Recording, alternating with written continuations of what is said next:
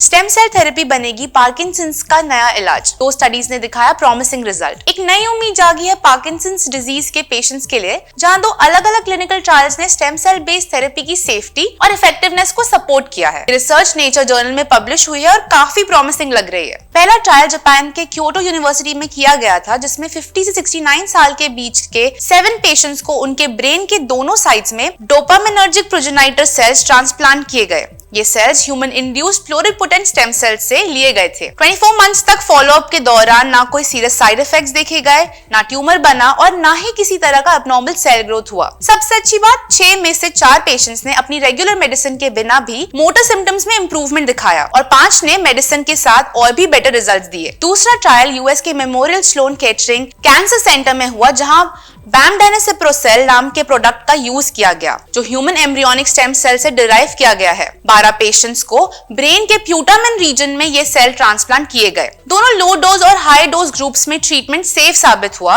और किसी पेशेंट में डिस्काइनेसिया, जो एक कॉमन साइड इफेक्ट है पार्किंसंस की मेडिसिन का, डेवलप नहीं हुआ। दोनों डोज ग्रुप्स में मोटर फंक्शन इंप्रूवमेंट भी देखी गई। हाँ, ट्रायल्स छोटी स्केल पर हुए थे और ये अर्ली फेज में है, लेकिन इनका मैसेज क्लियर है। स्टेम सेल थेरेपी सेफ है और फ्यूचर में पार्किंसंस के लिए एक लॉन्ग टर्म सोल्यूशन बन सकती है। ट्रेडिशनल मेडिसिन जैसे एल डोपा का इफेक्ट वक्त के साथ कम हो जाता है, लेकिन ये नई therapy long term symptom control का प्रॉमिस करती है विद फ्यूअर साइड इफेक्ट्स। अब जरूरत है बड़े ट्रायल्स की, जिससे इन फाइंडिंग्स को कंफर्म किया जा सके और पार्किंसंस के इलाज में एक नए एरा की शुरुआत हो सके।